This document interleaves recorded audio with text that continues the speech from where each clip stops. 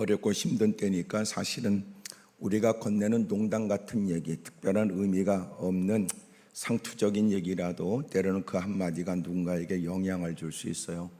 좋은 일이 있을 거라는 얘기, 오늘은 좋아 보인다는 얘기가 여러분 우리에게 힘도 줘요. 사람을 보면서 어디 아파 이러면 그때부터 그 사람은 고민하기 시작하지만 무슨 좋은 일이 있어 그러면 전혀 그렇지 않지만 그 말을 들은 사람은 마음이 좋지요. 그리고 마음 가운데 내가 좋은 일이 뭐가 있을까 자기를 또 살피게 되고, 그게 아니라면 좋은 일이 있을 것 같다면 이런 생각도 갖게 되잖아요. 말 한마디가 여러분 얼마든지 분위기를 바꿀 수 있다고 그래요. 옆에 사람 다 환하게 웃어가면서 아우 천사 비슷하게 보이시네요. 그래요. 시작.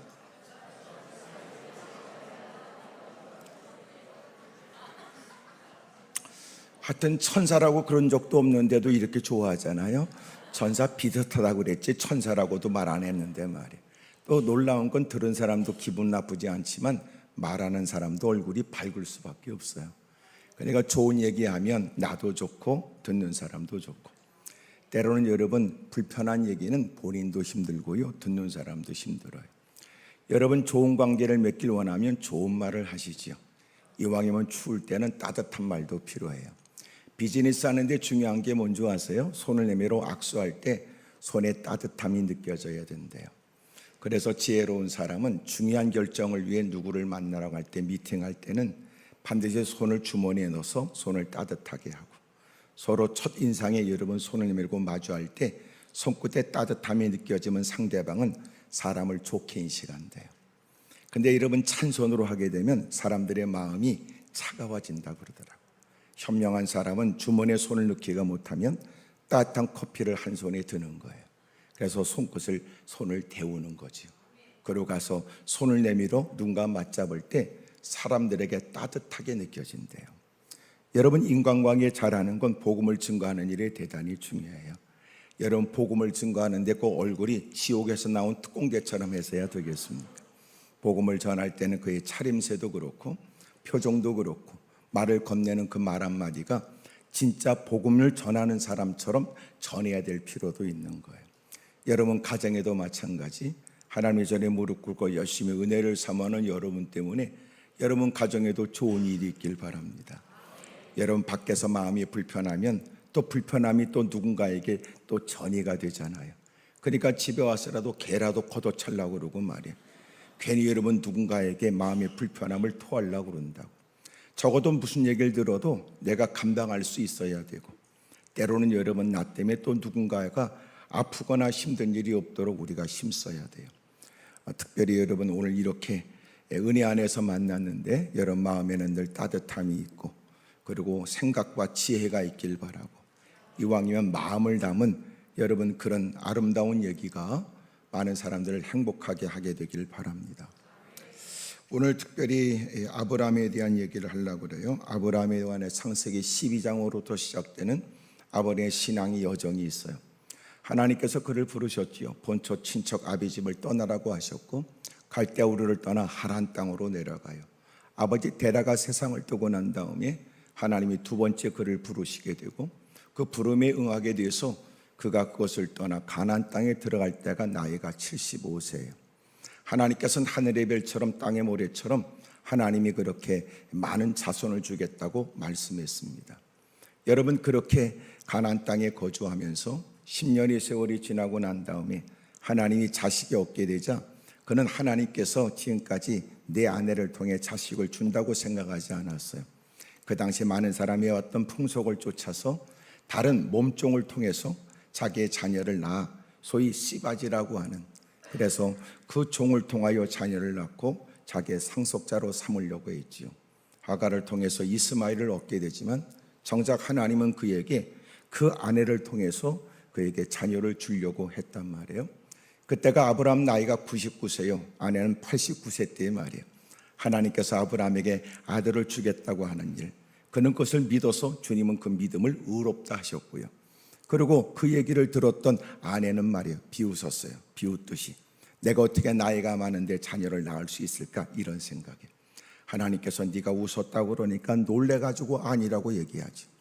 그리고 마침내 그는 아이를 갖게 되고 그리고 90세에 아이를 낳게 됐어요. 그리고 이름을 이삭 웃음이라고 짓게 되었습니다. 여러분, 아이가 점점점 자랐어요. 그리고 이제는 아버지를 따라 길을 나서고 3일길을 걸어서 아버지가 제사를 드리려고 하는 일에 제사에 필요한 나무단을 등에다 짊어지고 산에 올라가 아버지를 따라갈 수 있을 만한 그 어느 때가 되었을 때, 확실하게 성경은 몇 살이라 이렇게 말하지 않는다 그 말이에요.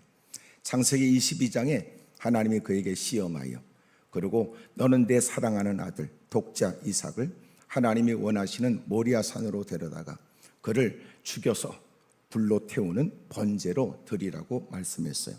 그래서 창세기 22장에 보게 되면 그것에 관해서 아브라함이 말하기를 이것을 예배라고 그랬거든요. 종들을 데리고 마침내 길을 떠났어요. 그리고 아내한테 말한 것 같지 않아요? 이삭을 데려갔어요. 이삭한테도 자치적인 얘기하지 않았어요. 그리고 드디어 모리아산에 다다르게 되었고 따라왔던 종들을 그곳에 있게 해요. 그리고 자기 아들과 자기가 여러분 등에다가 나무침을 짊어지게 하고 자기는 칼과 불을 가지고 산으로 올라가요. 왜 종들은 거기다 뒀을까요? 신실한 믿음의 종들이었지만 하나님께서 아브라함에게 명령하여 하나님이 하라고 하시는 일을 행하는 것을, 그렇게 서로의 신앙생활에도 한 교회 안에 있어도 여러분 한 울타리 안에 있어도 한 가정 안에 있어도 믿음의 분량이 같은 건 아니거든요. 하나님께서 아브라함을 부르셨다는 것, 그 과정 가운데 하나님께서 다양한 많은 일들을 통하여 연약하기 그지없는 그의 믿음을 성장케 했고 그의 믿음을 견고하게 하셨고 주님을 향한 생각이 더 깊어지게 하셨고, 여러분 이제는 주의 말씀을 어떻게 이해하는지를 단련시키고 훈련시켰던 하나님, 이제는 하나님이 그 아들 이삭 유일한 상속자, 그를 통해서 천하 만민이 복을 받을 거라고 하셨던 그 이삭을 하나님께 죽여서 불로 태워서 번제로 드려라, 이 말씀이 수용되기 어려웠겠죠. 그러나 성경은 놀라웠게도 갈등했거나 고민했다는 말이 없다는 겁니다. 여러분 밑에 종들을 띄워놓고 그러고 올라갔어요. 만약 종들과 동행했다면 아브라함이 칼을 꼬아서 자기 아들 이삭을 죽이겠다고 하는 일을 여러분 가만히 보고 있을 리는 없었겠지요. 여러분 종들은 오히려 아브라함을 붙잡아 가지고 여러분 112에 신고하든지 119를 부르든지 그랬을지도 모를래요. 여러분 그래도 내가 지금까지 이런저런 사소한 일은 같이 공감했지만 중요한 하나님이 분부하신 그 일에는 같이 함께 할 수가 없었던 거예요. 그리고 여러분 아내한테는 얘기하지 않고 떠났고 종들은 거기까지 동행하지만 밑에 있게 하고 그러고 올라가요. 성경을 면밀히 보게 되면 놀라운 일이 있어요. 종들에게 뭐라 그런 줄 아세요? 우리가 올라가서 하나님께 예배를 드리고 다시 우리가 올 것이다 그래요. 그러니까 우리가 둘이 올라갔다가 아브라함은 정작 아들을 죽이고 하나님께 드리고 내려오려면 혼자 내려와야 되잖아요. 근데 우리가 둘이 올라가서 예배하고 그리고 둘이 내려오겠다고 그랬어요. 올라가면서 이삭이 물었어요. 아버지, 칼도 불도 있는데 왜 정작 나무도 있는데 제물이 없습니까?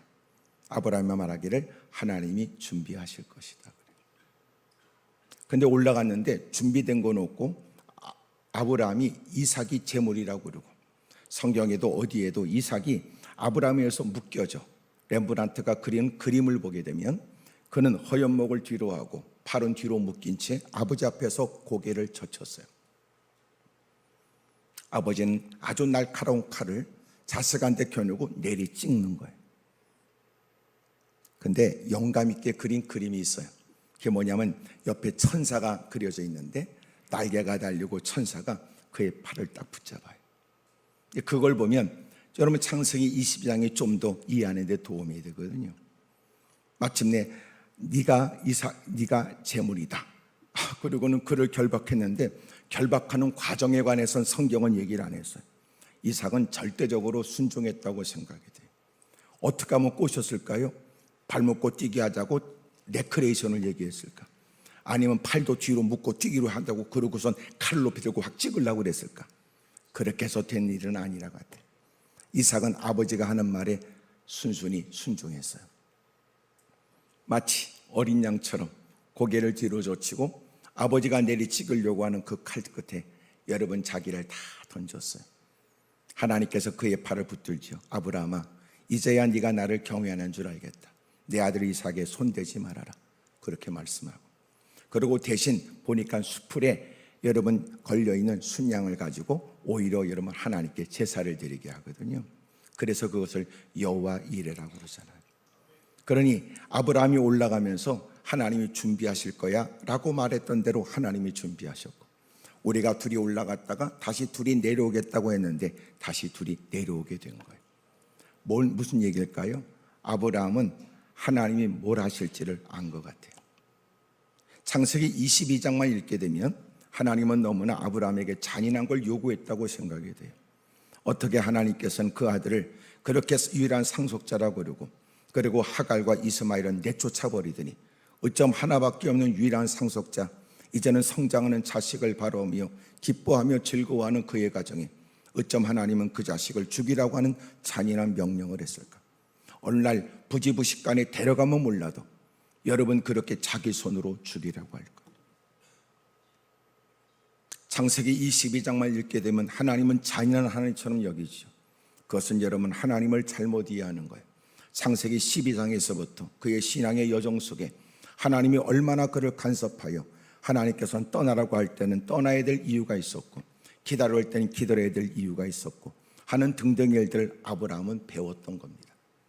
드디어 창세기 20장에 나이가 들고, 그리고 자식은 점점 성장하는 어느 날 하나님께서 그에게 들려주시는 아들 이삭을 드리라고 하는 이 말도 아브라함은 알아듣게 됐다는 거예요. 어떻게 알아들었을까요? 여러분, 그것은 하나님이 하라고 하시면 그것은 내게 복이다, 이렇게 깨달은 거예요. 하여튼 아멘 하신 분들에게 좋은 일이 많았으면 좋겠어요. 지나갔어요.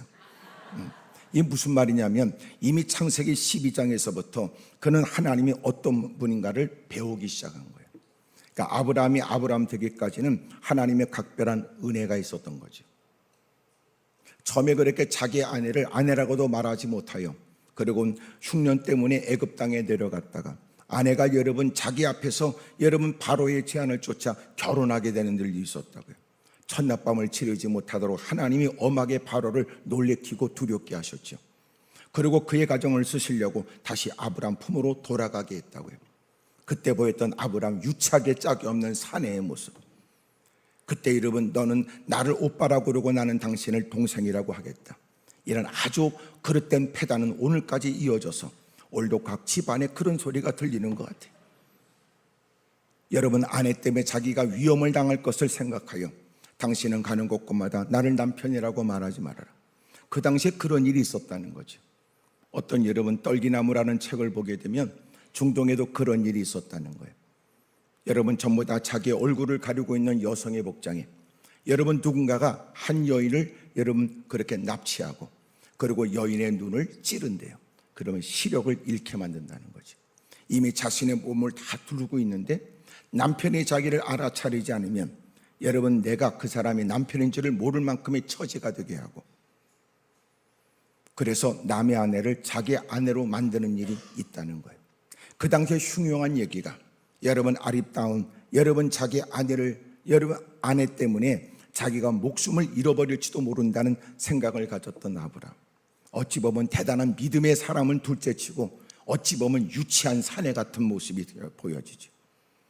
그래도 하나님은 갈등 끝에 발걸음 옮겨 가나안 땅에 들어가고, 그것도 하나님이 거듭해서 그를 지켜주셨고 돌봐주시고 이끌어 가시면서 그로 하여금 하나님 말씀대로 살아야 되는 이유를 거듭해서 하나님은 깨닫게 하시는 거예요. 드디어 창세기 22장에는 하나님이 그에게 너는 내 아들 이삭 유일한 상속자 그를 하나님께 드리라고 하는, 누가 들으면 오해가 될 일이요, 때로는 잘못 들으면 분개할 일이요, 여러분 잘못 들으면 여러분 때로는 더 이상 하나님은 믿을 뿐이 아니라고 선언할 수 있는 일. 아브라함은 적지 않은 자기의 인생 속에 하나님을 경험한 사람이 되어져 그 하나님 말씀을 기꺼이 수용했다는 거예요. 우리의 믿음도 자라나야 돼요. 우리의 믿음도 성장해야 돼요. 여러분 예수님이 공생애 중에 제자들에게 하셨던 말씀, 아직도 믿음이 곧다구냐? 곧다고 이렇게 써 있지만 하여튼 믿음이 아직도 없느냐? 이렇게 주님이 말씀하셨다고요. 따르는 것까지 좋지만 위기를 만나게 되면 서슴없이 원망하고 불평하는 그들. 안 따는 건 아니지만 여러분 위기를 만나게 되면 감당할 만한 힘이 없어 비틀거리고 주저하는 그들, 두려움에 쌓여있는 그들, 아직도 너는 믿음이 없느냐? 우리에게도 믿음이 계속 성장해야 돼요. 어제보다는 오늘이 더 나아져야 되고, 작년에 비해서 올해는 더 가꿔진 모습으로 보여져요. 붕해를 통해서 새로운 계기가 되어야 되고, 예배 횟수가 늘어날수록 누구보다 견고해야 되고, 또 성숙된 사고, 성숙된 여러분 신앙의 모습도 필요하잖아요. 옆에 사람 다 물어보세요. 그쪽은 요새 신앙이 잘 성장하고 있냐고 물어보세요. 시작.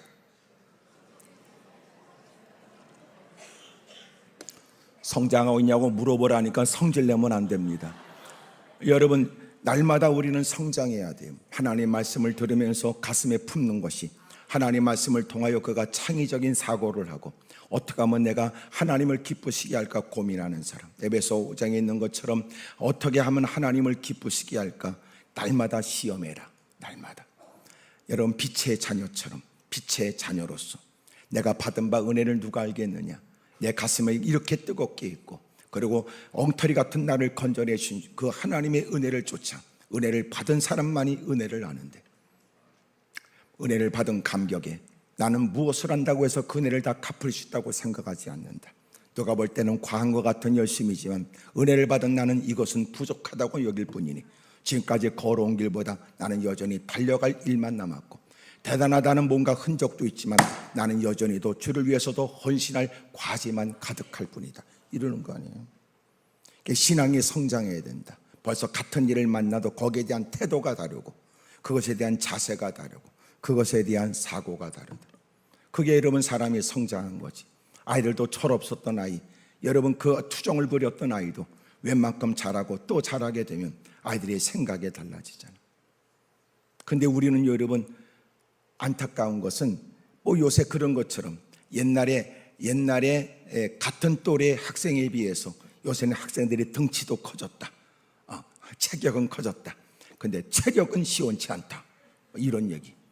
여러분 더 겉으로 볼 때는 더 성장한 것 같으나 무슨 때론 여러분 성적 여러분 조숙성이 있다 이런 얘기, 성숙성이 있다 이런 얘기도 하지만, 그러나 실상은 어찌 보면 사고나 생각이 바르지 않고 더 바람직한 아름다운 좋은 생각을 갖지 못한다는 건 안타깝고 슬픈 일이잖아요. 그만큼 교회를 출석해 횟수가 늘어나 예배는 익숙해지고 교회 생활은 친숙해졌지만, 그렇게 주님을 섬긴다고 보낸 세월에 우리의 신앙은 누구보다 견고하고 멋진 사고와 멋진 신앙의 모습들이 우리에게 있어야 되잖아요. 사람과의 좋은 관계를 맺는 것이 신앙생활의 끝이 아니에요. 이제는 여러분 주님을 사랑하는 마음이 더 크고 주님의 뜻을 받들어 헌신하고자 하는 영역이 더 넓어져야 되잖아요. 아멘입니까? 그렇게 아브라함이 12장에서부터 여러분 22장까지 계속 성장하는 가운데 뜬금없이 하나님께서는 그 자식을 하나님께 드리라는 것은 결코 여러분 쉽지 않은 일이었지만, 성경 어디에도 그는 갈등했다는 말이 없어요. 고민했다는 말이 없어요. 예? 그럼 무슨 뜻이에요? 그가 갈등했다, 고민했다. 낯선 사람들이 창세기 22장부터 읽게 되면 하나님은 잔인하고 이런 하나님은 믿고 싶지 않고 어쩜 하나님이 이룰 수 있는가 의문을 갖는, 좀 더 여러분 뭔가 성경을 안다면 하나님은 그렇게 자기 자식을 우상에 드리는 이런 일들을 가장 끔찍하고 저주스러운 일로 여기셨는데, 어쩜 하나님이 아브라함에게 자기 자식을 우상에게 제물을 드리는 그들을 경멸하셨던 주님이 그 아들을 하나님께 번제로 드리라고 하냔 말이에요. 그런데 아브라함은 고민을 안 해요. 고민을 안 한다는 건 뭐예요? 뭔가 알고 있는 거지. 누가 들을 때는 왜 그런가 의문을 갖게 되고, 누군가 그 얘기 들으면 괜히 마음이 불편하지만, 정작 그 말을 듣는 아브라함은 고민하거나 낙심하거나 절망하거나 주저하는 일이 없어요. 오히려 창세기 22장을 보게 되면 그는 아침 일찍 일어났다. 일찍. 여러분 일찍 일어날 때가 언제예요? 소풍 갈 때. 일찍 일어날 때 언제? 놀러 갈 때. 예? 근데 일찍 일어났다. 일찍. 될 수 있으면 곤란한 일을 좀 더 이런 피곤하다고 잠자리에 누워서라도 찰필 미루고 싶은 마음이 있을 수 있는데, 아침 일찍이 길을 떠나 3일 길을 가고. 그러니까 우리가 알지 못하는 뭐가 있는 거야. 그러니까 우리가 듣기에는 기분 나빠 그러는데, 정작 누군가는 같은 얘기를 들어도 누군가는 표정이 달라. 뭔가 있는 거지. 뭔가가. 예? 그러니까 같은 말씀이 들려지만 사람들은 어떻게 해야 돼요? 신앙의 분량만큼 이해되는 거예요. 신앙의 분량만. 존 파이퍼와 함께 여러 사람이 쓴 여러분 글을 보면 그랬더라고. 강단에서 말씀이 증거될 때마다 다양한 사람들이 현장에 있다는 걸 잊지 말아라. 언제나 교회 안에는 양들만 있지 않다. 양들은 목자의 음성을 듣지만 양만 있지 않다. 양의 탈을 쓴 이리도 있을 수 있다. 근데 여러분, 양과 이리만 있는 게 아니야. 성경엔 돼지도 있고 개도 있더라. 개는 뭐예요? 개는 여러분, 거룩한 걸 개에게 주지 말아라. 진주를 돼지한테 주지 말아라. 그게 무슨 말이에요? 가치를 몰라. 거룩한 거에 관심 없고. 개는 여러분, 기름진 냄새가 곳곳을 자극하면 하여튼 그놈의 뼈다귀를 물고 하루 종일 놀아.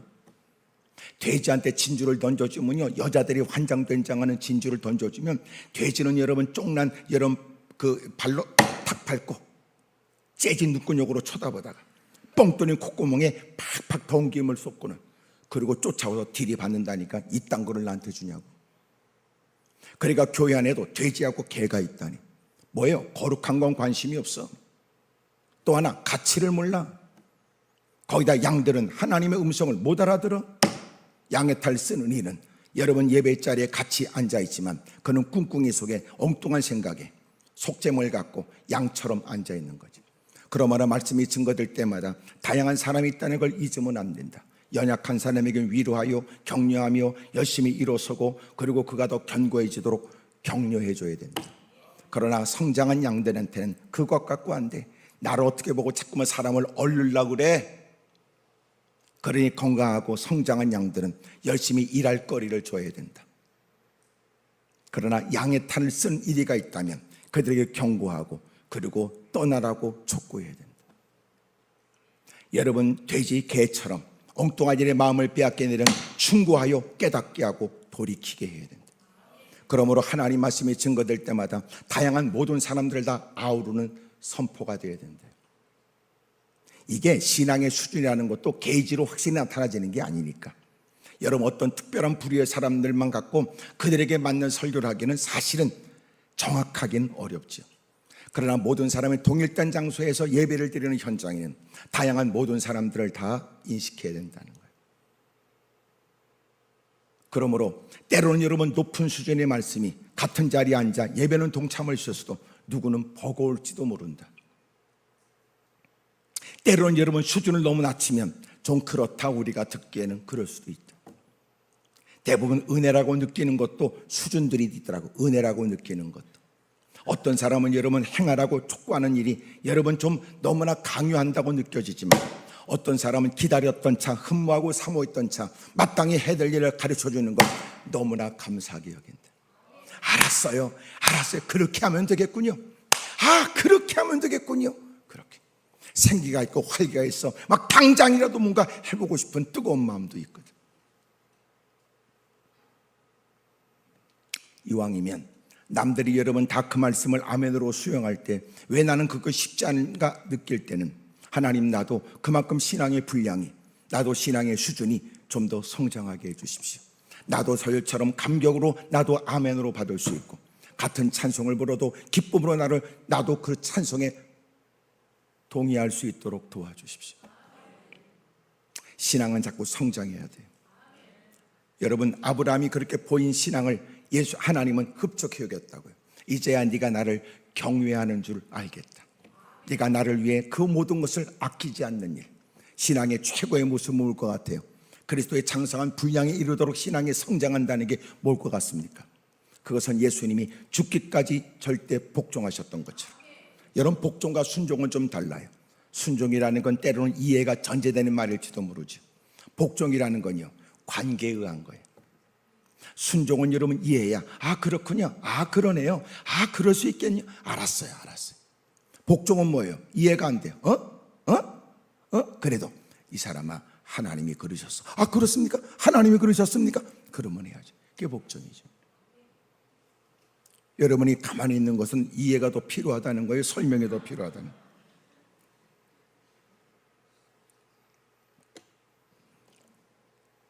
그래서 복종이란 개념은 군사용어라고 하는데 요새는 군대도 개판이잖아.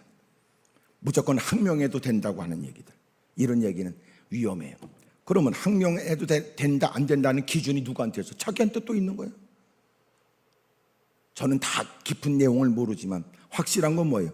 본래 복종이란 말은 군대 용어예요. 상명하복. 중요한 결정을 하고 밑에는 그 일을 위해 준비된 자처럼 절대 복종한다. 여러분 총알이 비오는 데서 여러분 위에서부터 돌격 앞으로 그래야 되는데 아무리 봐도 나는 싫습니다. 되겠냐고요. 그래서 본래 복종이라는 단어는 군사용어라는 거예요. 군대 용어. 예수님께서 어떻게 했어요? 복종하셨대. 그러니까 우리가 순종이 안 되면 어떻게 해? 복종해야지. 하여튼 지금 여러분 가만히 있는 건 오늘 이제 끝판이니까 좀 버티면 끝난다 그 말이죠. 여러분 순종이 안 되면 복종을 하니까. 복종. 주님이 그랬습니까? 충분합니다. 저는 신앙의 두 기둥을 뭐라고 그러냐면 순수함과 단순함이에요. 하나님이 그러셨으면 그런 줄 알아. 하라고 그러면 해야 될 일인 줄 알아. 그러면 돼요. 그럼 역사가 있어요. 신앙생활을 고민할 거 없지요. 우리가 왜 고민돼요? 하나님 말씀하셨어도, 하나님의 말씀하셨다 할지라도 주님이 그리 말씀하셨다는 걸 모르는 건 아니지만 할까 말까 그러니까 힘들죠. 근데 모든 일을 주님께 맡겨. 갑니까? 알았습니다. 멈출까요? 알았습니다. 그거 아니야. 왜 신앙생활에 우리가 힘들어요? 본인이 여러분 뭔가 결정을 하니까 어려운 거예요. 이제는 절대 복종하는 사람, 하나님께서 원하신다면, 주님이 기뻐하신다면, 그래서 때로는 반복하여 물을 수 있어요. 반복하여 질문하는 건 하나님 말씀을 안 믿기 때문이 아니라 하나님의 결정을 어떤 결정이라도 내가 어떤 대가를 치르더라도 하겠다는 마음으로 무지하여 어리석은 인생이 확실한 주의 뜻을 깨닫고자 반복하여 물어보는 건 주님이 책망하지 않아요. 근데 대부분 반복하여 물어보는 것은 혹시나 말하다가 실수하기를 기다리고 있는 사람 같더라고요. 주여 확실하게 말씀하시옵소서. 그건 본인이 몰라서가 아니야. 혹시나 동명이인 줄 주님이 착각할지도 모른다. 혹시나 그 말씀을 또 물으면 주님은 저분과 이번은 또 다르게 말씀할지도 모른다. 이건 바른 신앙 아니에요. 하나님 제가 무지합니다. 어리석거든요. 제가 다시 되묻는 것은 어떤 말씀이라도 주의 뜻대로 살겠다는 마음이 전제되고 주님의 뜻이 무엇인지를 정확하게 알고 싶을 뿐입니다. 하나님이 깨닫게 하시면 나는 그렇게 살려고요. 예? 반드시 그 가는 길은 주님이 책임져 줘요. 반드시 돌봐주시고. 제가 얘기했잖아요. 믿음으로 살기가 어렵지만 믿음으로 살아야 된다고 주님이 말씀하시는 것, 현실을 뛰어넘고 논리를 뛰어넘고 다수의 사람들의 여론을 뛰어넘어요. 때로는 위험을 감수하면서는 내딛는 발걸음에 하나님은 믿음을 지키도록 도와주시고, 그리고 또한 그 믿음이 헛되지 않다는 걸 경험하게 하시고, 무사람들도 믿음으로 사는 그와 하나님이 함께 계심을 그들도 보게 한다는 거예요. 그러므로 누군가에게 설득력 있는 신앙, 누군가에게 여러분 증거하는 삶이 되려면 내가 믿음으로 사는 거예요. 여러분 세상은 악합니다. 언제부터요? 옛날부터 악했어요. 문제는 여러분 세상을 탓할 게 아니에요. 문제는 우리가 마음이 강팍한 거지. 강팍하다는 건 몰라서 그렇게 사는 건 아니다는 거지. 알고 있지만 그렇게 살겠다는 거 아니에요. 그러니 세상의 문제가 아니에요. 세상이. 웃기는 얘기예요. 제가 벌써 오래됐죠. 아주 오래됐죠. 예배군 훈련을 갔어요. 예배군 훈련. 아이 참. 가서 이제 군부대 가서 그리고 이제 식판을 들고 식사를 이제 받았어요. 그리고 이제 야외 식탁, 이제 이 돌로 된 이 식탁에 이렇게 앉아서, 그리고 제가 이제 식사하기 전에 기도를 했어요. 조용히 한규통에서 이제 기도를 하고 밥 먹으려고 딱 눈을 떴는데 누가 내 얼굴을 바싹 들이밀고 저한테 물었어요. 뭐 하세요? 예, 저 교회 전도사입니다. 그런데요, 지금 식사 기도하고 있었습니다. 그 사람이 뭐라고 그러는 줄 아세요? 충격받았어요. 밥 먹을 때 기도하는 사람 처음 봤대요. 지금 여러분 표정은 뭘 의미해요? 예? 밥 먹을 때 기도하는 사람 처음 봤대요. 나는 그 말 들으면서 그 많은 인간들이 어디 갔었어 그러면 다. 이 사람 밥 먹을 때는 예수 믿는 것들이 하나도 없었다는 거예요. 그 다음부터 문제가 생겼어요. 자기가 지금까지 밥 먹으면서 기도하는 사람을 본 적이 없대요. 그러더니 며칠 있는 동안 이 사람이 나를 쫓아다녔어요. 그리고 뭐라 그러냐면 여봐요 전도사님이십니다. 그래. 이 사람한테는요 성인이 나타난 거예요. 성인이. 그러지 마세요. 그러지 마세요. 그러지 마.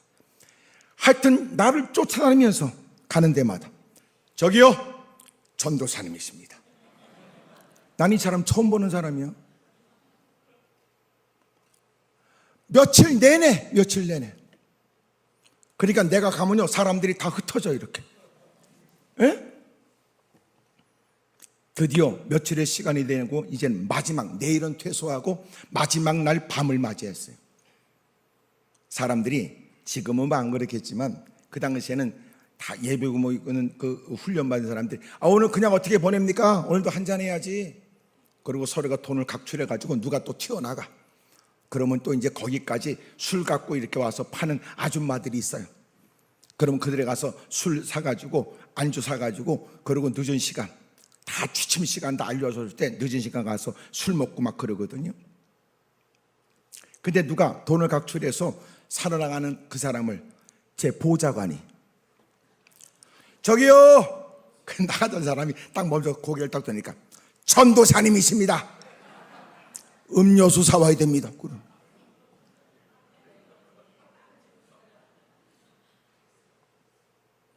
그분은요 전도사가 끝발이 센 줄 알아. 내가 뭐 했다고? 밥 한 먹을 때 기도했다고. 주여 삼창을 했겠어 내가? 부들부들 떨고 뭘 했겠냐고. 조용히 눈 감고 식사 기도할 때 뭐 하세요? 예, 저는 전도사거든요.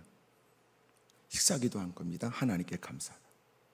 그것 때문에 끝까지 날 쫓아다니면서 전도사님입니다. 그분에게 내가 특별하게 보였던 거예요. 놀랍죠? 복음을 증거한다고 유난 떨 것도 없어. 밥 먹을 때 기도라도 하세요. 에? 밥 먹을 때 기도라도 하라고.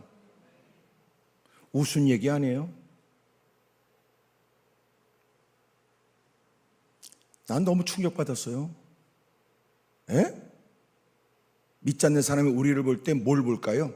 너하고 나하고 다른 게 뭐가 있냐고 살핀다고요. 야, 너 교회 다닌다면서? 너 예수님 믿다면서? 너하고 나하고 다른 게 뭐가 있어? 확인하려고 그러죠. 뭐가 달라요? 그들하고 뭐가 달라요? 퍼먹는 거 좋아하고 노는 거 좋아하고 띵까띵까하고 뭐가 다른데요? 그래서 주님을 따른다는 것은 그들과 다르다는 말이에요. 주님을 따른다는 건 그들과 다르다는 거예요. 복음에 합당하게 산다는 것이요, 옛날 나와 구분된다는 것이요, 특별한 문제를 만날 때 그들과 처신이 다르다는 거죠. 그 다르다는 것 때문에 사람들은 우리가 믿는 하나님을 인식하기 시작해요. 하나님이 계신 것 같다. 아무리 아무개 보면 말이야 헛짓같이 보였는데 아무리 봐도 진짜 하나님이 계신 것 같다 그러는 거. 그러니까 이게 무슨 얘기예요? 야, 나는 말이야 네가 믿는 하나님은 믿고 싶지 않아. 그러나 아무개가 믿고 있는 하나님은 믿고 싶어. 이런 얘기 들어보셨어요? 못 들어봤어요? 금시초문이에요? 시비 걸지 말고 알아서 계속 하라는 거예요? 에?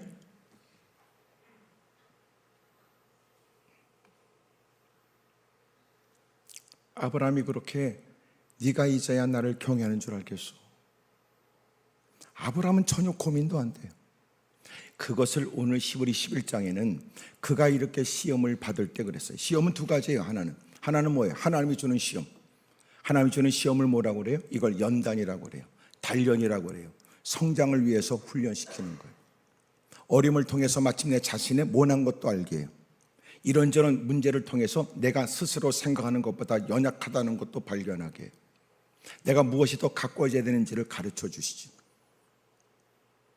또 신앙을, 지금까지 갖고 있던 신앙이 점검의 계기가 되고 성장의 계기가 돼요. 누군가는 말하기를 고난을 학교라고도 표현했어요. 그러나 어둠의 세력이 주는 시험은 뭐예요? 우리를 넘어뜨릴 목적이에요. 어쨌든 어떤 시험을 만나든지 이겨내길 바랍니다. 하나님을 섬기면서 때로는 하나님 말씀이 갈등을 일으켜요. 하나님 말씀을 거부할 수 없다는 건 동의하지만 그러나 내 형편으로 수용할 수 없으니 그것이 이런 마음의 괴로움으로 끝나버립니까? 그리고 그걸 시험이라고 생각할까요? 하나님이 아브라함에게 하는 시험, 그런데 히브리 11장 오늘 본문에는 그가 시험을 이겼다 그래요.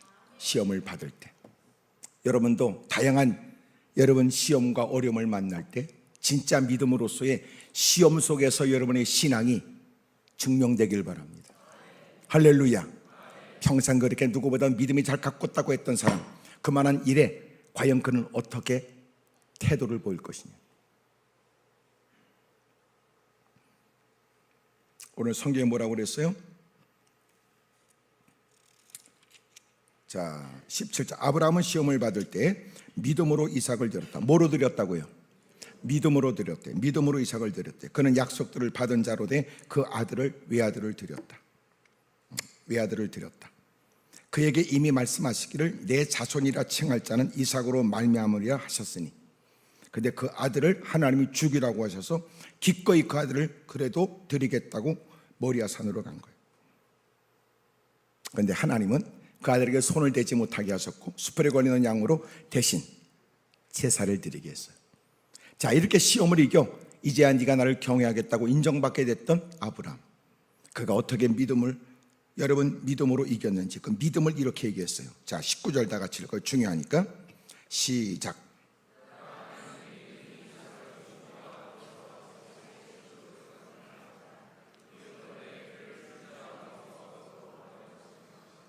그가 하나님이 등이 이삭을 죽은 자 가운데서 달리 살실 줄은 몰랐다고.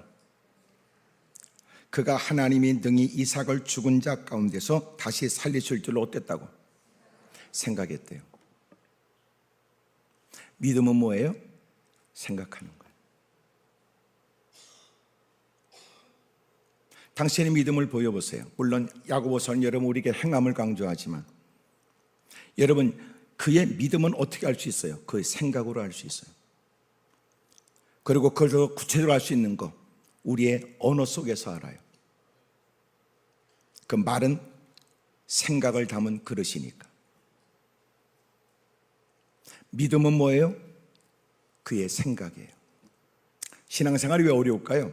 우리가 교회 안에 들어오는 것도 낯선 곳에서 머물러 낯선 곳에서 활동하는 것도 쉽지 않은 일이지만 그러나 진짜 어려운 건 지금까지 우리가 죄의 종로로 타고 살았던 몸에 배어진 악습이 우리에게 있는데 아직도 내가 이런저런 일을 만나면 어떻게 처신해야 된다는 옛날 방식이 존재하는데 하나님의 전에 들어와서 말씀을 듣고 예배는 동참하고 같이 어울려 이모저모는 하지만 결정적 순간이 되면 그는 지금까지 갖고 있는 달라지지 않은 그 생각이 드러나는 거예요. 진정한 믿음은 뭐예요? 생각이 바꿔진 거예요. 생각이 뭐 이런 거죠. 야, 똑같은 일 만나도 생각을 왜 곧다구로 하냐 그 말이야. 생각은 이렇게도 하고 저렇게도 하는데 왜 너는 생각을 곧다로밖에 못하냐는 거죠. 이제는 하나님을 섬기는 사람이 되어져 그의 생각이 바꿔진 거예요. 지금까지 자기는 자기의 익숙한 경험 따라 익숙한 논리를 따라 당장의 현실을 쫓아 똑똑한 차고 이성적으로 논리만 따지고 살아왔던 사람이 이제는 하나님을 믿는 신앙으로 생각이 바꿔진 거예요. 하나님이 누구도 모르지 하나님이 그걸 통해서라도 좋은 일을 주실지. 지금 아멘으로의 이 반응처럼 모든 사람이 다 못한다 그 말이에요. 똑같은 일을 만나도 모든 사람이 다 동의하는 거 아니에요. 40일 동안 정탐꾼으로 갔다 왔어요. 여러분 12사람들이 각 지파에 한 사람씩 뽑아 똑똑하고 잘났다는 사람들 40일 광야 여러분 40일을 가나안 땅 정탐하고 들어와 정탐 보고에 10사람은 그 땅을 악평했어요. 악평했다는 게 뭐예요? 본 거를 말하는 것이 아니라 그 본 것에 관해서 자기의 생각을 해석하여 말한 거예요. 악평. 악하게 평했어요. 봤는데 자기의 악한 마음으로 평하여 얘기했어요. 여호수아 갈렙은요 똑같이 같이 움직여서 본 바에 관해 믿음으로 얘기했어요. 여러분 좋은 땅이에요. 너무나 좋아요. 하나님이 주신 땅 역시 좋더군요. 적과 꿀이라는 땅 복된 땅이에요. 우리가 들어가면 지금까지 인도하신 하나님이 우리를 반드시 그렇게 거센 그들이라도 한 끼 식사거리처럼 하나님이 이기게 하실 겁니다. 근데 인간은 갖고 있는 게 부정적이거든요. 사람들은요 종자가 들어와 종자가. 왜? 태어날 때부터 죄인이니까. 여러분 스스로 선과 악이 안 된다고요. 내가 얘기했잖아요. 나름이라는 건 다름이라고. 바른 것은 주님의 뜻대로 사는 거예요. 근데 기준이 언제나 자기 중심적이니까. 자기가 스스로 선한 것은 선한 겁니까? 다수의 사람의 머리를 맞대서 좋은 일을 꿈꾼다고 해서 좋은 일일까? 아니에요. 여러분 선과 악은 주님이 기준이잖아요. 근데 주님으로 기준을 삼으려고 하는 게 이게 쉬운 일이 아니라는 거죠. 왜요? 우리는 몸에 이제 삐뚤은 여러분 악한 마음이 있어요. 탐욕스럽잖아요. 시기가 있잖아요. 삐뚤어진 우리의 야망의 존재. 그래서 언제나 하나님의 뜻 안에서 주님을 기준으로 삼고 살려고 하는 게 이게 사투를 벌여야 될 일이다. 어둠의 세계 그래서 어떻게 도전해요? 생각 속에서 도전하는 거예요.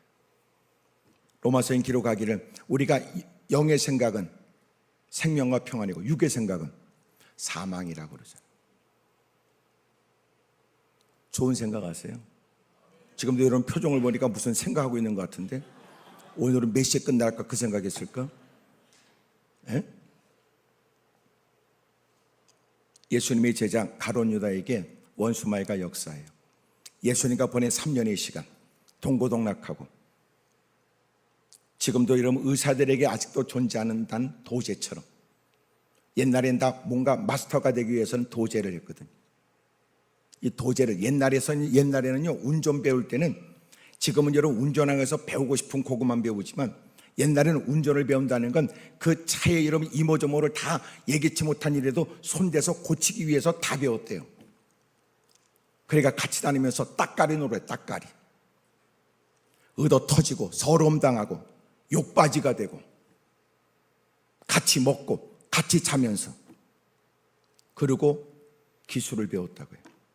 그러니까 그 기술만 배우는 게 아니고 스승의 더러운 성질까지도 배운 거예요. 그러니까 지금의 제자 훈련하고 예수님의 제자 훈련은 다른 거죠.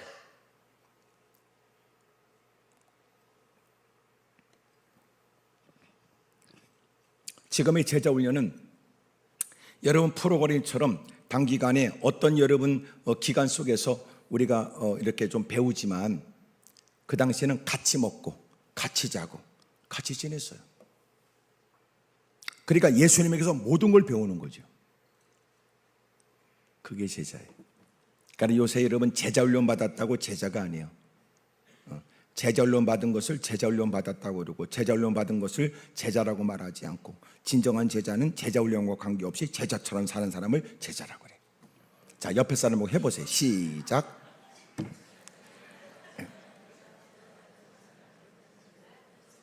그러니까 제자 훈련 받은 사람은 뭐라고 그래요? 제자 훈련 받은 사람이에요. 그러면 제자는 누구예요? 제자처럼 사는 사람. 근데 제자 훈련 받은 사람을 제자라고 말할 수는 없어요. 제자 훈련은 제자가 무엇인가를 배울 수 있지만 제자는 동사니까 땀을 흘리고 애를 쓰고 힘써야 되는 동사지 명사가 아니란 말이에요. 근데 여러분 제자 훈련으로 만족하게 되면 이 제자 훈련 1기, 2기가 졸지에 미사일이 돼요. 그리고 지네끼리 퍼먹고 지네끼리 낄낄거리고 그리고 좀 더 지나게 되면 제자 훈련 받지 않은 사람들을 우습게 여겨요. 그리고 결국은 사람들에게 외면을 당해요. 오히려 더 제자 훈련 받은 결과가 교만과 오만함이니까. 그러나 제자 훈련 받은 사람들은 겸손해짐으로 제자 훈련 받지 않는 사람들이 제자 훈련의 필요성을 느끼게 해줘야 되잖아요. 오늘 이것이 우리에게 다듬어져야 될 부분일 거예요. 진정한 제자는 뭐예요? 주님을 닮은 거예요. 여러분 제자 훈련의 결과는 뭘까요? 제자 훈련의 끝은 뭘까요? 주님을 닮는 거예요. 그런데 우리는 동양적으로 대부분 제자의 개념은 스승이 목적이더라고요. 스승이 아니에요. 우리의 목적은 주님께 인정받는 주님을 닮은 사람이에요. 옆에 사람 다 쳐다보세요. 그쪽은 내가 어떻게 보냐고 서로 물어보세요. 시작.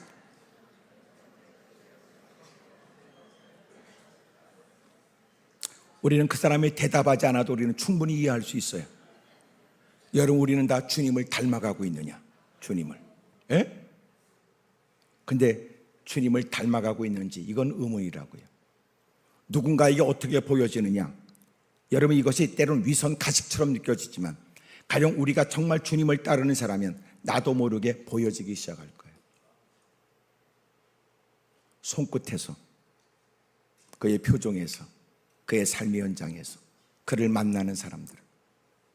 소위 말해서 여러분 누가 담배 피는데 옆에 있으면요, 온통 온몸에 담배 냄새가 찌들어요.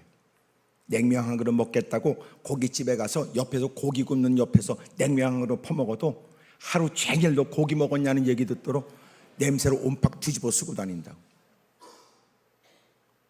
여러분 화장품 가게에서 향수 이것저것 뿌려보면 온몸에 향수 냄새가 나요. 생선을 여러분 고르겠다고 아가미 벌리고 누군적 쑤시다 보면 생선 냄새가 배지. 교회를 출석하고 예배를 드리는 횟수가 늘어나는데 아직도 예수님 냄새가 없어? 뭐냔 말이에요. 그리고 때 되면 여러분 자기가 뭐나 꽤나 된 것처럼 거들먹거리는 것처럼 웃기는 짬뽕은 어디 있어? 부끄러운 줄도 모르는 거지. 이 시대의 문제가 뭐예요? 문제의식이 없는 거거든. 발전되려면 문제의식이 있어야 되잖아요. 내가 이렇게 살면 되나? 이것으로 충분한 건가? 난 뭘 가꿔줘야 되는가? 날마다 여러분 성장이 있길 바래요. 근데 진짜 중요한 건 뭐냐면 믿음은 생각이라고 그랬잖아요. 가룟 유다는 안타깝게도 어둠의 세력이 예수 팔 생각을 가룟 유다의 마음에 집어넣어버려요. 제자예요. 제자라도 겉으로 볼 때는 목사, 장로, 권사, 집사예요. 그런데 간단하죠. 여전히 주님 곁에 있는 제자예요. 여전히 주님과 더불어 움직여요. 그런데 그 생각 속에 원수마귀가 쑥 들어가요. 그러더니 예수님을 팔아먹었어요. 이 자리에 있는 여러분들도 다 몰라요. 그래서 중요한 건 이 자리에 이 공간에 같이 있다는 게 아니에요. 더 중요한 건 공감하는 거예요. 같은 자리에 있지만 하나님 말씀이 공감이 안 돼. 같은 공간에 있지만 그런 엉뚱한 생각하면서 시간을 때우거든. 예배를 참석했다는 건 다 알리바이를 해주지만 그러나 그는 그 예배를 통하여 그가 받은 영향은 없어요. 단지 예배 횟수만 늘어났을 뿐이지. 어둠의 세력은 우리의 생각 속에서 역사해요. 그러니까 어둠의 세력과 성령이 싸우는 게 우리의 생각 속에 싸웁니다. 끊임없이 우리를 갈등케 해요. 나는 저와 여러분들이 언제나 성령으로 생각하시길 주의 이름으로 축복합니다. 할렐루야. 시편 1편에 뭐라고 그래요? 하나님 말씀을 주야로 묵상하는 사람, 악인의 길을 쫓지 않는다. 죄인의 길에 들어서지 않는다. 오만한 자의 자리에 앉지 않는다. 악인의 꾀에 동의하지 않는다. 죄인의 길에 동행하지 않는다. 하나님이 여러분 대적하는 오만한 자리에서 동속하지 않는다. 끊임없이 우리는 하나님 말씀을 내 삶의 모든 근거로 살아 물가에 심겨운 나무처럼 날마다 하나님 말씀으로 생각하고 사고하고 살아가는 사람. 나는 저와 여러분들이 늘 하나님 말씀으로 날마다 자기를 살피길 바래요. 그것을 뭐라고 그래요? 성찰이라고 그래요. 여러분 거울에 비친 자신의 모습을 본다. 말씀 앞에서 자기를 면면히 살핀다. 누군가 어울릴 때는 문제가 없다. 끼리끼리 어울릴 때는 여러분 다 괜찮다고 넘어간다. 그러나 말씀 앞에 비친 즉 떼먹고 룩짐을 감출 수가 없다. 라오디게아 교회처럼 헐벗고 줄였으나 스스로 이것은 부유롭다고 착각하고 오만방자했던 사람. 문제의식을 갖지 못한다. 언제나 말씀 앞에 자기를 살피지 않게 되면 서로 어울리고 친분이 있는 관계성 속에는 전혀 문제를 못 느껴요. 전혀 못 느낍니다. 누가 문제가 있어도 대놓고 말하기가 쉽지 않을 때 모든 사람이 다 같은 방향으로 하나님 바라보고 말씀에 귀를 기울이겠다고 앉아있는 예배자리조차 자기를 살피려고 하지 않는다면 희망이 없지. 하나님 나 복 있는 삶을 살게 해주십시오. 그렇다면 보세요. 아브라함이 시험을 받을 때 여러분 그 아들 이삭은 뭔데요? 이미도 자기 아내는 죽은 몸과 같았다고. 여자로서 생리가 끊어졌고 이제는 자식을 낳을 수 있는 생물학적인 방법이 전혀 없어요. 그런데 하나님께서 신비하게 그 아내의 몸에 89세에 아이를 갖게 하시고 90세에 아이를 낳잖아요. 그러니까 그 아이는 하나님이 주셨다는 거예요. 죽은 몸 같은 몸에 하나님께서 이삭을 주셨어요. 그리고 하나님은 그 이삭을 하나님께 다시 드리래. 저는 그 말씀 보면서 어떤 마음 들었냐면요, 하나님이 우리에게 요구하는 건 내 것도 아니야. 주님이 주신 거지. 그렇잖아요. 아들 이삭도 스스로 여러분 자연적인 방법으로 그렇게 아들을 얻었던 것도 아니야. 하나님의 신방 방법으로 그들에게 아들 이삭을 줬거든. 그리고 그 이삭을 달라는 거야. 나는 이런 마음 들더라고. 그걸 보면서 야, 하나님께서 내게 이건 하나님의 은혜라고 말하지 않을 수 없는 것을 내게 은혜 줬어. 그때는 감사해, 기뻐하고 좋아했지. 근데 하나님이 그거 또 내놓으래. 그럼 못 내놔. 주님에게 요구하는 건요, 내 거 아니에요. 주님의 거지. 여러분 지금 아멘도 못할 만큼 드린다는 말이 민감한 여러분, 이런 일이 우리에게는 익숙해져야 된다는 거예요. 오히려 자원하여 하나님 뭘 드릴까요? 뭘 드릴까요? 뭐 할까요? 이러는 거예요. 우리 주변에 보세요. 어렵고 힘들면 왜 하나님 나 이렇게 어렵냐고 따져 묻는 사람 많아도 하나님이 자기가 수고한 것보다도 더 많은 풍요로움을 주시면 하나님! 아우 화딱지나네. 왜 이렇게 많이 주세요? 이렇게 물어본 사람이 없어요. 그리고 자기가 조금만 불편하면 서슴없이 원망 불평하지. 인간이 참 못됐어. 참 못됐어. 이렇게 다 저도 이제 오늘 밤 끝나고 이제 가는 입장에 내가 무슨 말을 주저하겠어요. 이렇게 다 착해 보여도 은큼한 것도 있거든. 은큼한 것들. 뭐 입술로야 무슨 말을 못해. 꿍꿍이는 다르고 말이지. 오늘 저와 여러분의 신앙도 좀 변화가 있기를 바랍니다. 할렐루야. 옆에 사람하고 인사하세요. 우리 이래가지고 되겠냐고 물어봐요. 시작. 아이고 교회가 65년씩 됐는데, 교회가 65년씩 됐다. 적어도 여러분 뭔가 성숙한 모습을 보이지 않으려면 65년 됐다는 얘기 하지 마라. 그만큼 모든 사람들이 주목하고 역시 그렇게 오랜 세월 그렇게 교회가 든든히 서서 열심히 부흥된 65년 말할 만하다 이래야 되잖아. 표정이 뭐예요 지금? 도전적입니까? 이제는 성숙한 사고, 성숙한 신앙의 모습으로 말이에요. 아브라함이 여러분 자기가 자녀를 가질 수 없을 때 하나님이 은혜를 베풀었어요. 근데 하나님이 그 자식을 드리래요. 근데 그가 왜 갈등과 고민 없이 드렸는가 보세요. 하나님이 내가 드리면 죽은 몸 같았던 몸에서 하나님이 이삭을 주신 것처럼 하나님이 내가 이삭을 죽이면 다시 살릴 줄로 생각했대죠. 와, 어쩜 그 생각을 해? 어쩜 그런 생각을 하냐고. 멋지잖아요. 예수님이 오병이어의 기적이 있고 난 다음에 급하게 여러분 사람들이 예수님을 은금 삼으려고 그러니까 너희들은 빨리 건너편으로 건너가. 제자들이 급하게 여러분 예수님 말씀을 따라 건너편으로 가려고 배를 타고 가다가 큰 풍랑을 만나게 돼요. 예수님은 사람을 드시고 산에 올라가 기도하시다가 그들이 고통당하는 걸 아시고 새벽 미명에 동터기 전 여러분 캄캄한 때 물결에서 고통당하는 그들을 보시고 물 위를 걸어서 가셨어요. 그러자 사람들이, 제자들이 유령이라고 소리, 귀신이라고 소리를 질렀어요. 예수님 말씀하시기를 내니 안심하라 그러지. 그래서 뜬금없이 베드로가 주님, 저도 예수님처럼 무리를 걷도록 저를 오라고 해 주십시오. 오라고. 무리를 걷고 싶다는 거예요. 표정들이 왜 그래요? 그 처지에 물결만 잔잔해지면 좋겠다 그 생각일 텐데 예수님 무리를 걸어오시니까 그는 한 걸음 나가서 물 위를 걸을 생각을 했어요. 저한테 오라고 해 주십시오. 오라고. 그러자 주님이 긴 말도 안 하고 오라 그랬어요. 우리끼리 있으니까 얘기했는데 오란다고 갈 일입니까? 오란다고 갈 일이야? 근데 여러분 그 배 안에서도 지금 어려운 처지인데 배 바깥으로 나갔어. 그래서 담대한 사람을 배 밖으로 뭐가 나왔다 그러잖아. 드디어 여러분 그가 밖으로 체중을 실어 발을 디뎠어. 그리고 배 밖으로 나왔다니. 걸은 거야. 걸은 거. 걸어갔다니까 예수님께. 지금 이런 표정은 그 다음을 알고 있다는 뜻이에요. 그러다가 거친 풍랑이 푹 빠져버렸어. 그래도 여러분 그 베드로가 생각했던 거 뭐라고? 남들은 여러분 빨리 이 풍랑 가운데 우리가 가려고 했던 무태 다다르면 좋겠다 그러고 있을 때 그는 예수님을 보고 주님, 저도 물 위를 걷게 해주세요.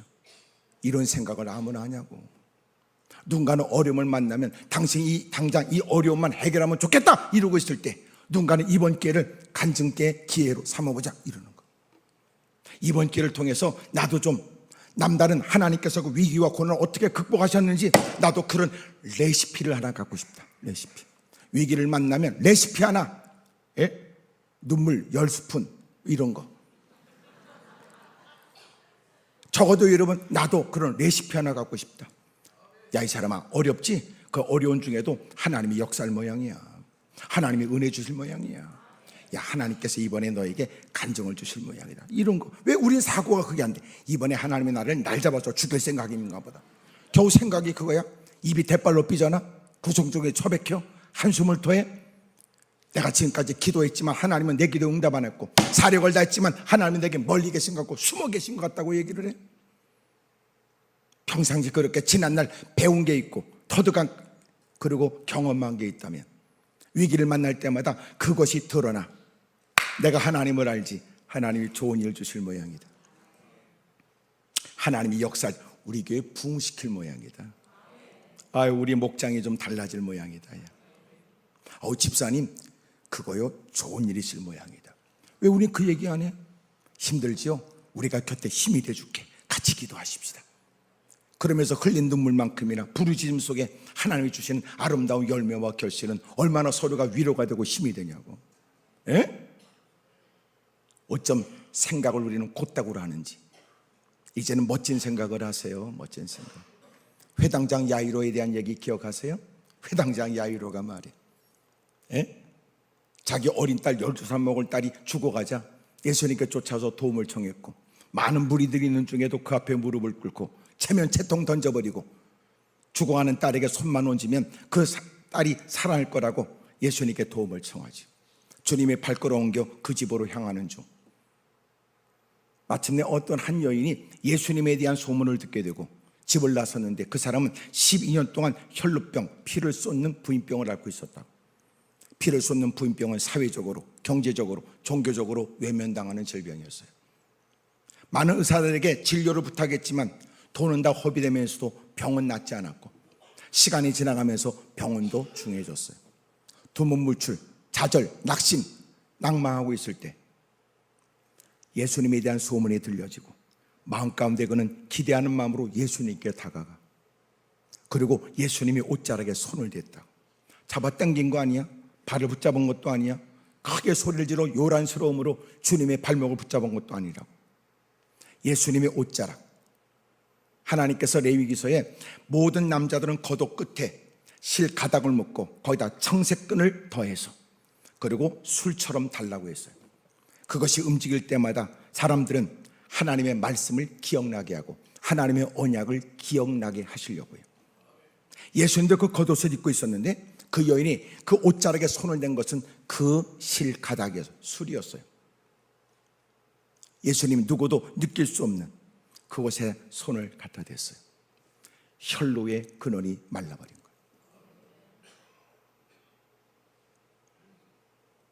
근데 뭐라고 됐냐면 그는 예수님의 옷자락에 손만 대도 자기가 나을 줄로 생각했다는 거예요. 이거를 다른 사람은 알까요? 몰라요. 예수님이 말씀하시기를 가시던 발걸음 멈춰섰어요. 그 여인은 예수님의 옷자락에 손을 댔고 그는 혈루의 근원이 말라버렸죠. 12년 동안 고통당했던 그 질병으로부터 자유케 된 거예요. 예수님이 누가 내 옷에 손을 댔냐 물으셨어요.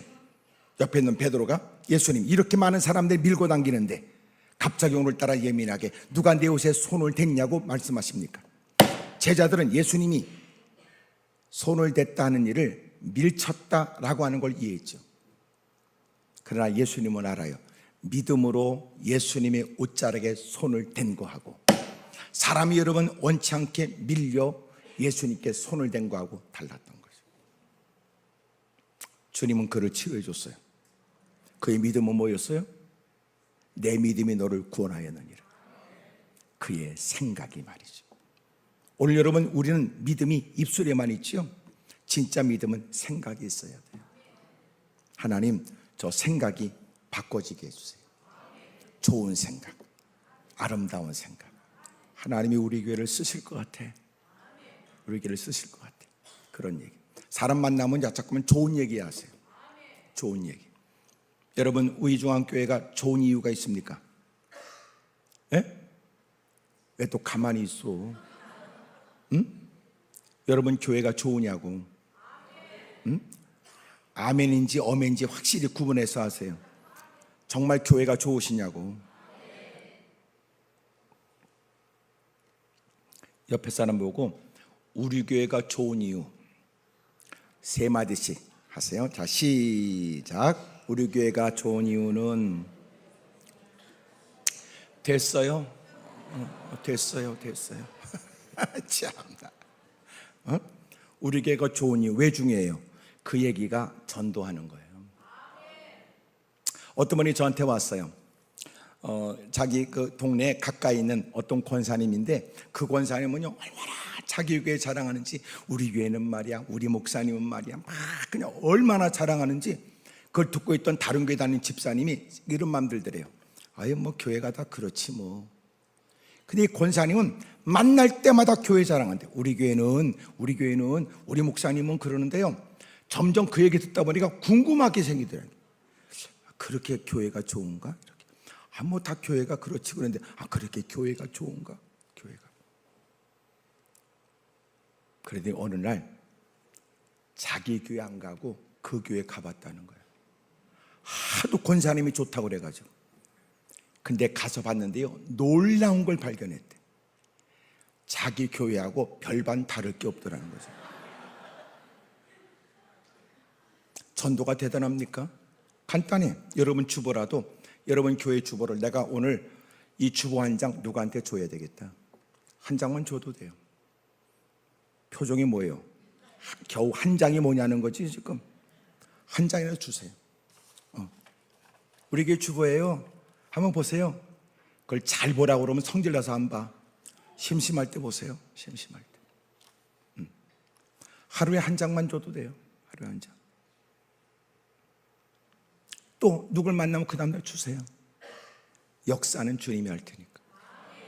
예? 우리 교회는 자랑하면 교회는 부흥돼요. 근데 보세요. 내가 다니는 교회도 자랑하지 못하면 내가 누구를 데려오고 싶겠습니까? 우리 교회가 그렇게 좋다고 느끼지 않으면 누가 그 사람을 자기 교회로 데리고 싶겠냐고요. 이런 경우 있어. 자기는 교회 다니는데 자기도 지금 마지못해 교회가. 근데 누군가가 야 나도 좀 교회를 다니는데 난 네 교회 갈 거니까 오지 마. 나도 곧 떠나려고 그래. 나도 곧 떠나려고. 그러니까 교회가 부흥되는 건요, 이미 교회 다니는 사람 그가 중요해요. 무엇보다 교회를 자랑스럽게 하게 되잖아요. 제가 이렇게 와서 보니까 참 여러분 분위기도 좋아요. 떠나는 김에 또 무슨 말을 못하겠어요 내가요. 예? 다 여러분 표정도 좋고 사람은 괜찮아요. 하여튼 예. 목사님도 좋고 다 여러분 좋아요. 다 목사님 닮아가는 거 같고. 자꾸 이렇게 말하니까 진심도 또 곡해하는군요. 여러분 좋아요.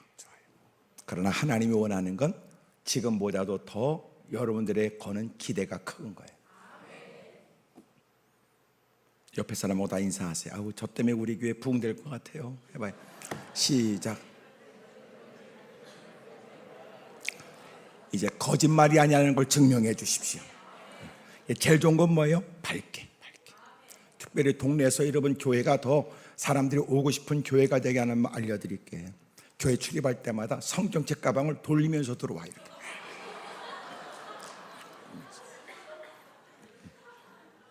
사람들이 보고 물을 거예요.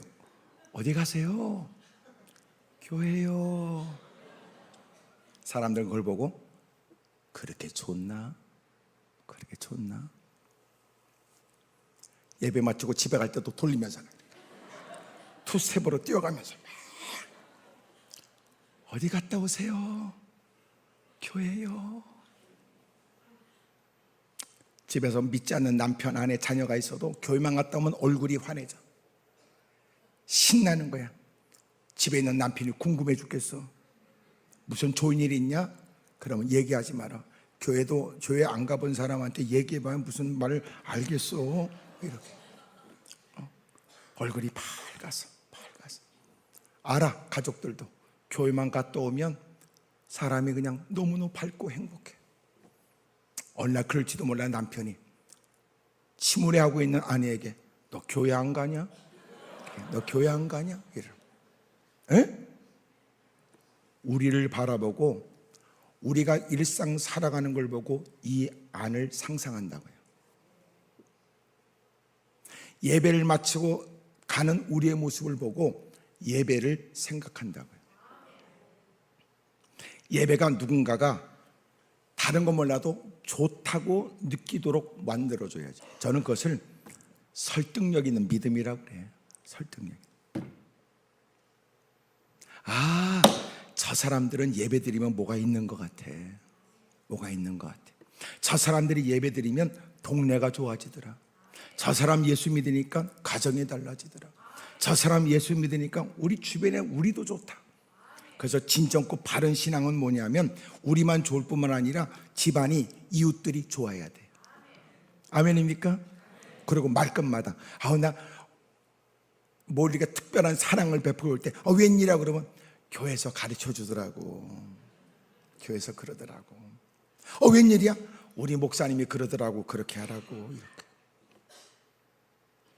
벌써 그는 전도라는 말은 아니지만 누군가에게 이미 전달이 된 거예요. 올해 전도 특별히 그렇게 애쓸 거 없어요. 주보 한 장 나눠주면 되고 여러분 밝은 표정으로 즐겁게 감사하며 살면 되고 사람들에게 여러분 말씀 따라 베풀어 주면 돼. 베풀어 주면 그러면 된다고. 근데 우린 그걸 못해. 그걸 올해 전도를 좀 하세요. 응? 어멘지 아멘인지 잘 모르겠지만 올해는 좀 여러분 때문에 교회가 더 부흥되길 바랍니다. 아브라함이 전혀 상상하지 못했던 바 하나님이 뜬금없이 하시는 말씀이 누가 들으면 상처가 될 말이고 아브라함조차도 쉽진 않을 거라고 여겨졌지만 훈련되고 가꿔진 그의 믿음 속에 이제는 주님이 하신 말씀을 알아듣는 그는 기꺼이 그 이삭을 하나님께 드리겠다고 했으니 그의 마음에는 이미도 주님과 교제하면서 주님과 만나 주님이 베푸신 은혜를 체험하면서 그는 생각이 달라져 있었던 거예요. 한 여인이 손만 대면 해결될 줄로 생각했던 것처럼 어느 날 마태복음 16장에 보면 너희들은 나를 누구라고 하느냐? 주는 그리스도에서 살아계신 하나님의 아들이십니다. 그리고 얼마 있지 않아? 마침내 예수님께서 비로소 내가 앞으로 고난을 당하고 십자가에 못 박혀 죽게 될 것이다. 부활할 것이다. 그랬더니 베드로가 만류하면서 했던 얘기가 그리 마옵소서 그래요. 이것은 예수님께서 너무나 철없는 말씀을 하셨다 생각했던 베드로의 생각에 예수님께 극구 만류하면서 때로는 책망조의 말이었어요. 그래서 예수님께서 말씀하시기를 사탄아 내 뒤로 물러가래. 그러면서 주님이 뭐라고 하셨냐면 너는 왜 사람의 일만 생각하고 하나님의 일을 생각하지 않느냐고요. 믿음의 사람들은 하나님의 일을 생각한다. 그러므로 그를 알려면 그의 생각을 살펴야 돼요. 어떻게 알아요? 그의 말 속에서 그의 생각이 드러나. 그래서 언제 하냐면 서로가 일상 편한 생활이 그가 내뱉는 얘기 들으면 이것 봐라. 이 사람은 누구보다 믿음 있어 보였고 누구보다도 괜찮은 사람이라고 알려졌지만 아주 극히 일상에서 그가 하는 얘기를 보면 그 사람의 말 속에 믿음이 묻어 있지 않잖아. 엉터리. 믿음은 뭐냐? 말씀에 근거된 생각하고 살아가는 거예요. 하나님의 절대 능력에 근거를 둔 사고를 갖는 거예요. 반드시 하나님께서 나를 책임져 주실 거라는 그 믿음의 생각을 하고 사는 거라고. 아름다운 믿음, 복된 믿음 되기를 주의 이름으로 축복합니다. 할렐루야. 옆에 사람 다 물어봐. 이제 끝났어요. 이제 그쪽은 이제부터 어떻게 할 생각이냐고 물어봐봐요. 시작.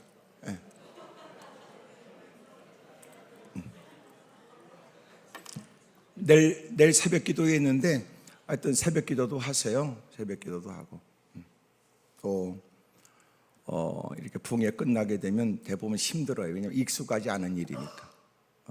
그러나 여러분 내일 새벽에도 새벽 기도하길 바라고. 이제 온풍기 꺼셔도 돼요. 여기 무지무지 더워. 저기 조명 때문에도 그렇고 무지무지 더워. 끄셔도 돼요.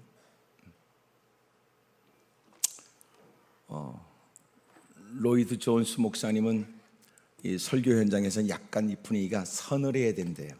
서늘해야 돼. 되게 충분히 이해가 되고. 원래는 이제 바닥이 따뜻해서 발이 따뜻해야 사람이 좋은데 이렇게 온풍기로 해서 머리가 후끈후끈 데워지면요 정신이 혼미해져요. 내가 내 몸에 있는지 내 몸 밖에 있는지 다 잊어버려요. 그리고 더운 공기는 자꾸 위로 올라가고 위에 있는 저는 여러분보다 더 덥기도 하고 조명은 뒤리 쏘고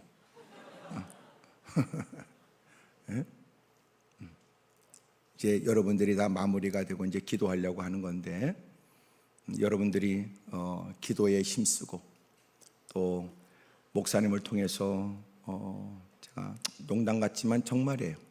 목사님이 참 설교가 또 탁월하고 하니까 저도 유튜브를 홈페이지 내가 이렇게 살펴서 보기도 하고 또 목사님 설교도 제가 또 접하기도 하고 그래요. 저도 자꾸 배워야 되니까 요새 돌아가는 것 또 이런 등등의 일들도 배워야 되니까 저도 열심히 살펴요. 여러분들이 귀한 목사님을 모시고 신앙생활을 행복하게 하고 있다. 그 얘기를 하고 있고요.